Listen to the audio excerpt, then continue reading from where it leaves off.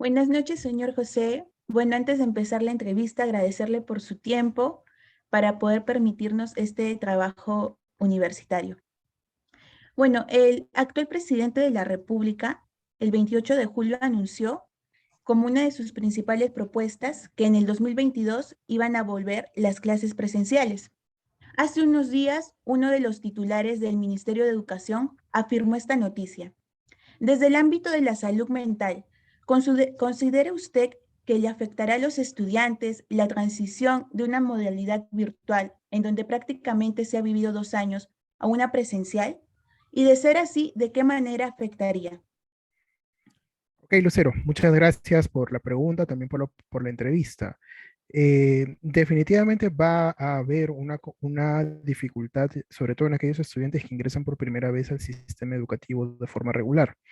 Es decir, los chicos de primero de primaria, o que en el 2019 o 2020, perdón, ingresarían al primero de primaria, y ahora en el 2022 ingresarían al tercero de primaria, junto con los chicos del cuarto de primaria, que en el 2020 estaban en segundo de primaria. ¿Por qué les afectaría a ellos? Porque su proceso de socialización natural, que es en los espacios del colegio, en la calle, ¿no? Los espacios de juego, se vio bruscamente interrumpido por la pandemia. Esta, esta dificultad para poder interrelacionarse con otros chicos o otros niños de su edad ha generado o va a generar complicaciones para poder acercarse nuevamente, ¿no? Durante 2 años nos han pedido o nos están pidiendo que no nos acerquemos a las personas, que nos saludemos de codo, nos saludemos de puñito o simplemente como japoneses, ¿no? Y de buenas a primeras nos vamos a ver, estos chicos se van a ver inmersos en espacios de colectivos, en espacios de juego, donde de forma irremediable van a necesitar interactuar con otros chicos de su edad. ¿Cómo lo van a hacer de forma natural si durante 2 años se les ha pedido que no lo hagan, ¿no? Va a tomar un tiempo, no va a ser tan brusco, no va a ser tan difícil de pronto, porque los niños al final se adaptan más rápido que los adultos, pero ahí va a generarse una dificultad en el proceso de socialización. Y por otro lado, también están los procesos de aprendizaje. Indudablemente, un aprendizaje virtual no es igual que un aprendizaje presencial. Por lo mismo que para un aprendizaje virtual es más difícil para el docente poder identificar cuál es la forma específica en cómo un estudiante aprende. No es lo mismo acercarte a la carpeta de tu estudiante, evaluar que de pronto tiene más capacidad para aprender oyendo o escribiendo o viendo que hacerlo de forma virtual, donde más es una cuestión de intuición, ¿no? Ahí se podrían presentar esas dos dificultades, ¿no? Claro, y con las dificultades ya mencionadas, ¿usted cree conveniente que en nuestro país en el 2022 se retorne a las clases presenciales? Sí, sin duda, porque es mejor hacerlo ahora que hacerlo más adelante, ¿no? Si no, esto va a seguir afectando a más chicos. Hoy por hoy, definitivamente la generación de niños que están experimentando la pandemia van a tener un desarrollo social, un desarrollo cognitivo, incluso diferente al que lo hemos tenido de pronto en mi generación, incluso la generación de ustedes que ha podido estudiar en un colegio de forma regular. Eh, y eso todavía no se va a ver ahorita, se va a ver cuando ellos entren en el proceso de socialización macro, es decir, cuando empiecen a trabajar o cuando lleguen a la edad adulta o cuando lleguen a la secundaria, ¿no? Cuando empiecen a interactuar con más personas o a la etapa universitaria. Claro, en esta etapa de pandemia, varios estudios han afirmado que se han incrementado los niveles de estrés y ansiedad en los estudiantes y esto ha afectado en su rendimiento académico. ¿Podría explicarnos qué papel desempeña el aspecto psicológico en el desarrollo de las clases en los estudiantes? Ok, eh, para ir a ese punto, habríamos que definir primero lo que entendemos por estrés, ¿no? El estrés no es malo, el estrés es importante para poder activarnos. La, lo perjudicial es cuando ese estrés nos paraliza. Sin estrés no podemos movernos, pero de exceso de estrés o nos movemos demasiado o no nos movemos, ¿no? Y empezamos a renegar, empezamos a discutir, empezamos a manifestar y a somatizar algunas enfermedades físicas como dolor de cabeza, caída del cabello, sobrepeso, En el caso de los niños, de pronto enuresis o ecopresis, etcétera, etcétera, etcétera, ¿no? Enuresis es miccionar, ecopresis es defecar, ¿no?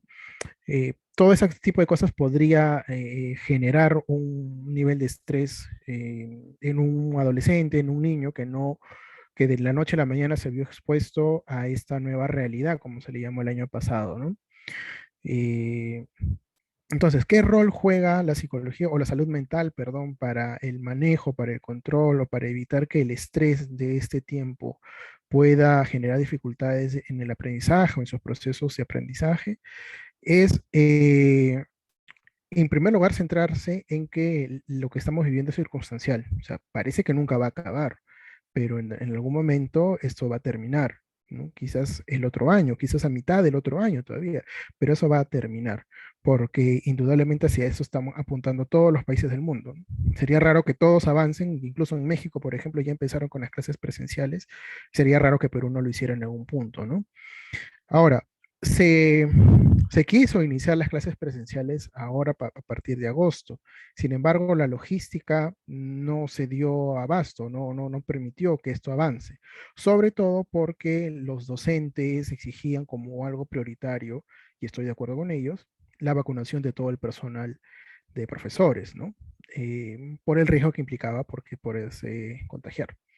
Y bueno, estaba saliendo un poco de tema, pero regresando a lo que tú me preguntabas sobre la salud mental, eh, trabajar de esa manera, ¿no? Que es el aquí y el ahora, identificar cuáles son las fortalezas también del estudiante o del grupo de estudiantes, generar mucha creatividad de parte del docente para poder eh, asegurar que los contenidos didácticos de cada sesión logren ser pues muy bien aprovechados por el estudiante y no se diluyan o no se pierdan, ¿no?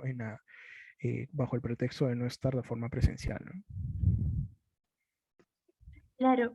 ¿Y usted desde el ámbito de la salud mental estaría de acuerdo que se inicien las clases presenciales, pero también con todos los estudiantes vacunados, hablando de estudiantes desde el nivel de la educación básica regular, que es inicial, primaria, secundaria, hasta la educación superior? ¿Sería conveniente iniciar las clases con todo el personal educativo vacunado? La idea es esa, ¿no? Yo considero que más que salud mental es un tema de salud pública. Es clarísimo que para poder ingresar a las clases, al menos el 70% del grupo de estudiantes tendría que estar vacunado. Me baso en 70% que son las proyecciones que en cálculos epidemiológicos se determina para que una población pueda llegar a la inmunidad de rebaño, ¿no? Si el 70% de los alumnos de tu universidad están vacunados, pues podemos entender que el otro 30% ya va a estar protegido bajo una inmunidad de rebaño, ¿no? Es decir, el virus o el contagio no va a avanzar tan rápido, va a interrumpirse pronto porque la mayoría está vacunada, ¿no? Eh, yo considero que sí, ¿no? Que es un derecho incluso a la salud de que los estudiantes y los universitarios estén vacunados. Este fin de semana ya se ha bajado la edad, empiezan desde los 32 años y siguiendo esa lógica, estén vacunando los de 22, 23 o 20 años incluso, hacia diciembre o enero de pronto ya se estén vacunando a los adolescentes y a los más chicos, ¿no? Y ojo también que más allá de que esto sea una cuestión de salud pública y un derecho de acceso a la salud, todavía no hay unos estudios que sean 100%, que demuestren 100% de eficacia y eficiencia de las vacunas tipo Pfizer, AstraZeneca, Sinopharm, Sputnik, etcétera, en la población de niños, ¿no? Me refiero a niños de los 3 o 2 años hacia los 12 años. De los 12 hacia adelante ya se ha demostrado que la Pfizer sí protege, por ejemplo, ¿no? Entonces esa población sí va a ser vacunada. Pero los que están más atrás, ahí es donde se va a generar la dificultad que la evidencia salga pronto para poderlos vacunar y que eso no genere algún tipo de dificultad más adelante, ¿no?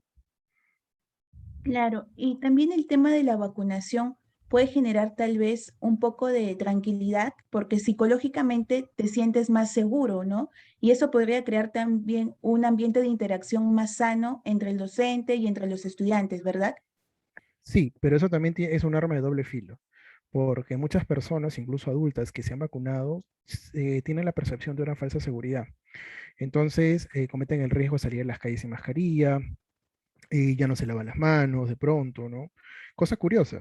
Hay algo que no se comenta mucho, pero por ejemplo las enfermedades estomacales que son producidas por una mala manipulación de los alimentos o el aseo de las manos ha disminuido drásticamente, tanto en el país como a nivel mundial. ¿Eso qué quiere decir? Que simplemente para poder eliminar virus como, o bacterias como el Helicobacter de pronto, solamente había que lavarse bien las manos, ¿no? O lavar bien los alimentos. Entonces, las personas que se confían de que están vacunados, de pronto corren el riesgo innecesario de enfermarse o que creen que no se van a enfermar, pero contagian a otras personas, ¿no? Salvando ese punto, sí, estar vacunado sí te genera un alivio y sobre todo genera alivio a a tus familiares, ¿no? A las personas que están cerca a ti.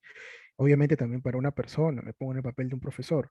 Si yo sé que la mayoría de mis estudiantes están vacunados, pues yo me siento también seguro de no poder enfermarme y con esa enfermedad que no me va a matar de pronto, pero sí me va a afectar, contagiar a otras personas de mi entorno familiar que no se hayan llegado a vacunar, como por ejemplo mis hijos de, no sé, 2 o 3 años, ¿no?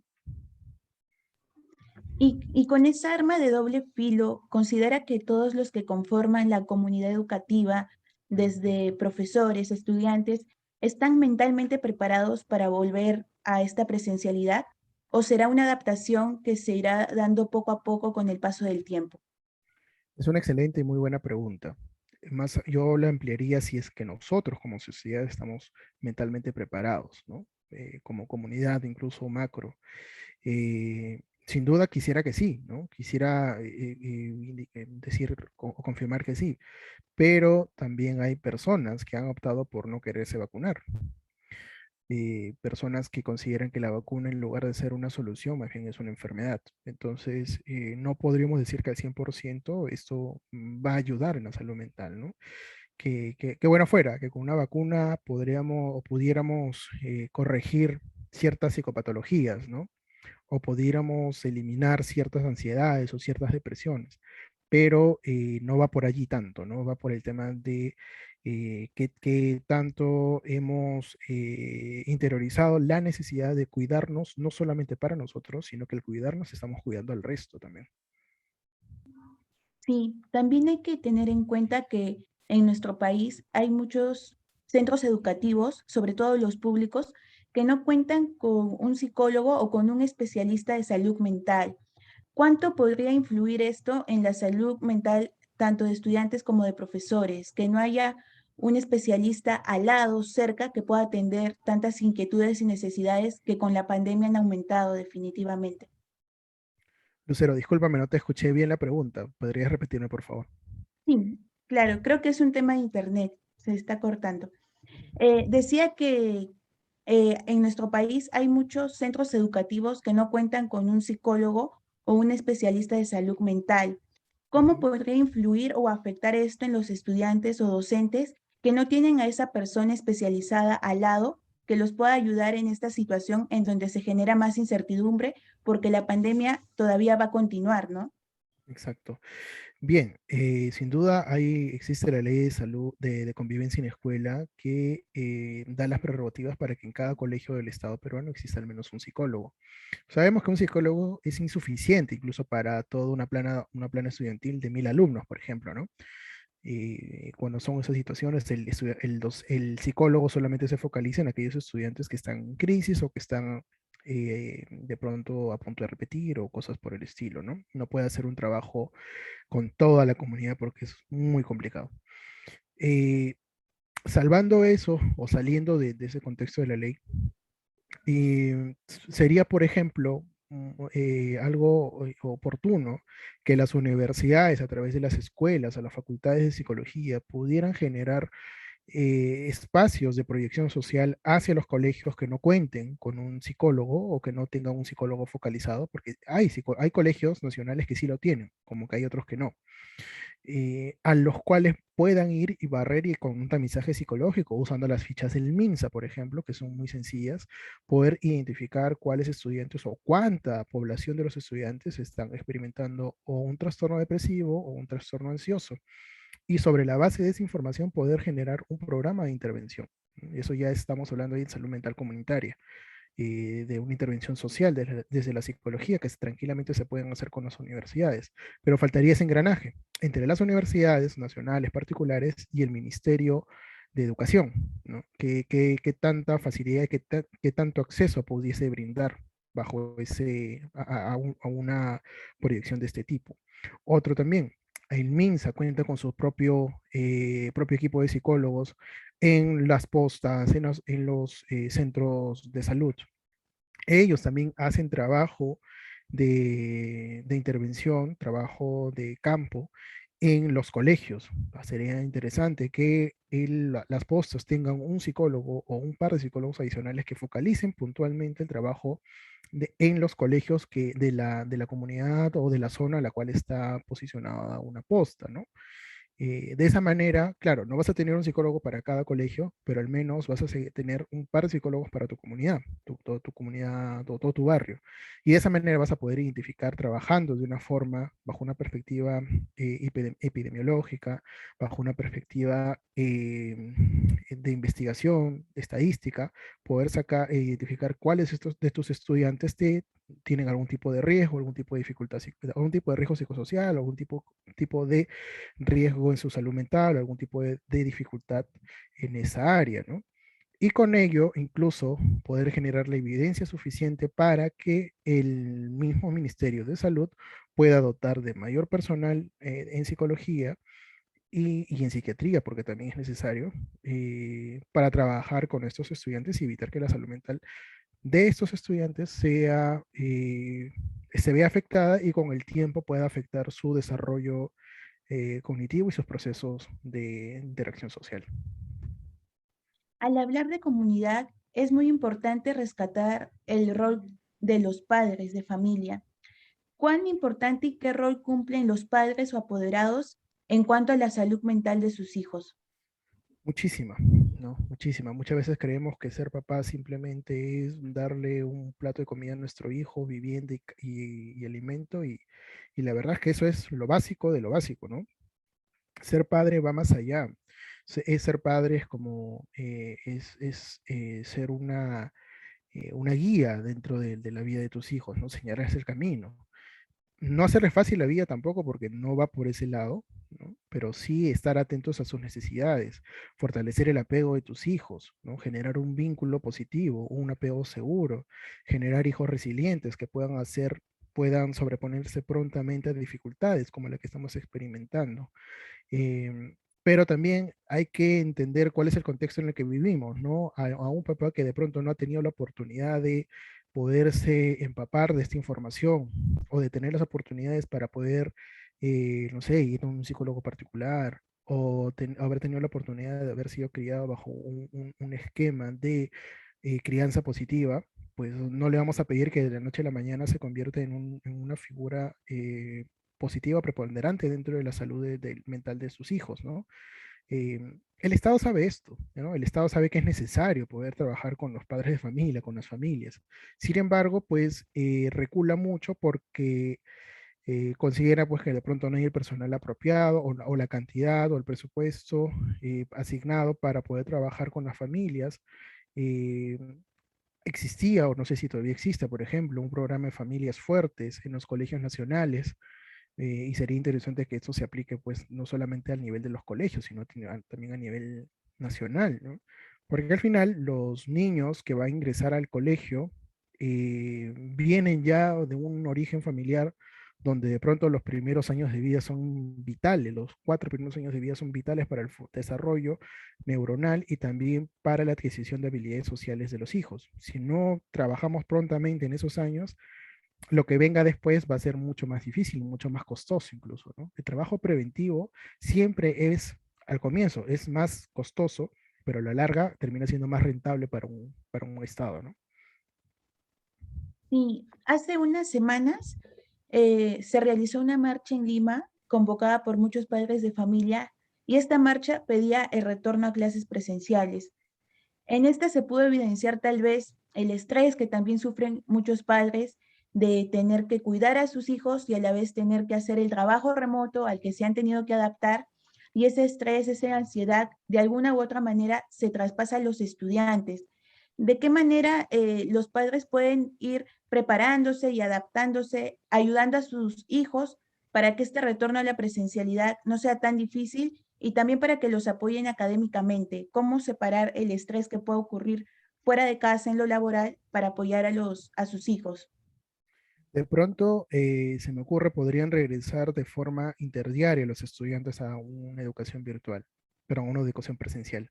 No de lunes a viernes, pero sí, por ejemplo, 3 veces a la semana, ¿no? De esa manera vas a tener a tu hijo que se está volviendo a adaptar a a este sistema de estudiar eh, 6 horas o 7 horas en el día, o incluso un poco más, y dejar pues las comodidades que implica estar en casa, a veces en ropas, en pijamas, no sé, ¿no? En cosas ropas muy ligeras, o con la comida a la mano, o con la mamá o el papá que te puede ayudar ahí con la tarea prontamente. Empezar a sacarlos de esa zona de confort, que también va a ser una dificultad para los estudiantes, ¿no? Eh, y por otro lado, también definitivamente como cuando regresemos a la educación presencial de los estudiantes, en paralelo también van a empezar a regresar a las labores presenciales de los trabajos de los padres, ¿no? Es más, muchas empresas ya han empezado con esto, como que hay otras empresas que han identificado que les ha resultado más rentable tener a sus empleados trabajando remotamente, ¿no? eh, Va a ir para cada familia, o cada familia va a necesitar encontrar la estrategia que más les acomode. Indudablemente va a generar estrés, o sea, por más que no querramos, todo tipo de situación nueva, todo tipo de situación adversa como lo que estamos viviendo va a generar estrés. Lo importante es no evitar el estrés, sino qué hacemos con ese estrés. ¿Nos ahogamos o lo usamos como un motor, como un aliciente para algo productivo, ¿no? Y como usted lo mencionaba anteriormente, en muchos países ya se está retornando presencialmente a las clases. Y quería saber si existe algún protocolo emocional, si se ha creado o existe alguna manera para que los estudiantes se puedan adaptar poco a poco a este retorno, sobre todo mentalmente, que es lo que más se ha visto afectado en ellos en esta pandemia. Sin duda, lo primero va a ser es que los estudiantes cuenten sus experiencias, ¿no? Y esto va a ser pues al menos 1, 2 o 3 semanas. Y hacia eso van a necesitar estar enfocados las sesiones, las, los trabajos, las clases, ¿no? Van a necesitar, no sé, porque no se puede ignorar, ¿no? Que lo que estamos experimentando. O sea, no es como que al 3 de marzo del 2020 cerramos los colegios y regresamos al 4 de marzo del 2022 y retomamos todo lo que dejamos en stand-by. No, no va por ahí. Son 2 años donde muchos niños han experimentado por primera vez la muerte. Ha muerto su abuelo, ha muerto la abuela, han muerto los padres, han muerto los hermanos, ¿no? Los amigos. O sea, son cosas que hay que conversarlas, que hay que tocarlas, que hay que cerrarlas, porque hay heridas muy fuertes allí. Muy seguramente van a haber niños que de pronto, de buenas a primera, van a estallar en llanto. Pues allí los docentes necesitan entender que no es un alumno que está queriendo llamar la atención, ¿no? Es un alumno que de pronto está experimentando un trastorno de estrés postraumático porque vio o recordó algo que le generó un episodio de mucho trauma durante la pandemia. Entonces, las clases van a necesitar en unas primeras semanas ir enfocadas a eso, a cerrar esas heridas. Y ahí sí sería positivo contar con el apoyo, la supervisión de los estudiantes, porque a veces los docentes se sienten sobrepasados cuando los estudiantes lloran mucho o cuando los estudiantes de pronto tienen conductas que en apariencia no son prosociales y terminan pues no sabiendo cómo lidiar con ello. Entonces ahí sí sería muy positivo contar, si bueno, el colegio no puede contar con un psicólogo de forma de planta o de forma presencial, al menos sí solicitar el apoyo a las UGELs o a las redes educativas, la presencia de un psicólogo que les pueda dotar a sus estudiantes de estrategias apropiadas, pertinentes y puntuales para poder abordar ese tipo de casos, ¿no? Mm. Con esto podría afirmar que no se podría volver a la presencialidad sin un psicólogo en cada centro educativo, sin un psicólogo cerca. como te decía, sería positivo, ¿no? Que exista uno, porque no solamente son los estudiantes los que van a experimentar esto, también van a ser los docentes, van a ser los auxiliares, van a ser los padres de familia. Ahora estamos inmersos en una afectación a nuestra salud emocional, pero superado todo esto, van a venir casos más fuertes todavía, ¿no? Ya no vamos a hablar de cosas puntuales, sino de cosas colectivas. Y es más, lo que hemos experimentado, lo que estamos experimentando muchos peruanos en este momento, muchas personas, muchos ciudadanos a nivel del mundo, a nivel colectivo, ya es una afectación a la salud mental, ¿no? Es indudable que haber estado expuesto a tantas personas que mueren, que fallecen, a limitarnos a salir a los espacios, de pronto a vernos de la noche a la mañana inmersos en grandes con grandes grupos de personas, nos genera un poco de ansiedad, ¿no? ¿Cómo nos vamos a desenvolver con ellos nuevamente? Entonces, allí es importante poder trabajarlo, ¿no? Y no solamente bajo un enfoque de salud mental o bajo un enfoque de identificar las necesidades psicológicas o los riesgos psicosociales a los que podría estar inmerso una comunidad educativa, sino también las necesidades pedagógicas que pudieran presentarse, ¿no? Claro, y como pregunta final, como cierre de esta entrevista, ¿qué recomendaciones le daría a todos los jóvenes, adolescentes, niños en lo que concierne a su campo que van a empezar esta nueva etapa? Porque se vuelve a la presencialidad, pero no va a ser lo mismo. Vamos a usar mascarillas, mantener la distancia social, adaptarnos a ese cambio. ¿Qué consejos, recomendaciones daría para estar fortalecidos mentalmente? Sin duda alguna, el 2020 significó un antes y un después para todo el mundo. Pretender regresar a lo que fue el 2020, perdón, el 2019 o enero, febrero del 2020, eso ya no va a suceder. Para bien o para mal, hemos ingresado a un nuevo periodo, a un nuevo proceso histórico incluso. Eh, entonces vamos a necesitar adaptarnos tarde o temprano. Algunos se van a demorar más, otros van a avanzar más pronto, pero la idea es que todos rememos hacia el mismo lugar, ¿no? No nos desesperemos si es que en algún punto sentimos que nos falta fuerzas. Hay personas que te pueden ayudar, hay personas a las cuales tú puedes recurrir, desde tus padres, tus docentes, tus mismos amigos, hasta profesionales que pueden orientarte. No temer, si en algún momento tú necesitas conversar o necesitas que no puedes avanzar, decláralo, coméntalo, solicita ayuda. Y de esa manera las personas que estamos involucradas en esto vamos a poder ayudarte. De lo contrario, va a ser un poco más complicado para nosotros poder saber de qué forma podemos ayudarte. Claro, tiene toda la razón. Muchísimas gracias por su tiempo, por su entrevista, por sus conocimientos, por estas valiosas preguntas. Muchas gracias, de Muchas gracias, verdad. Gracias, Lucero, por la oportunidad. Aldana.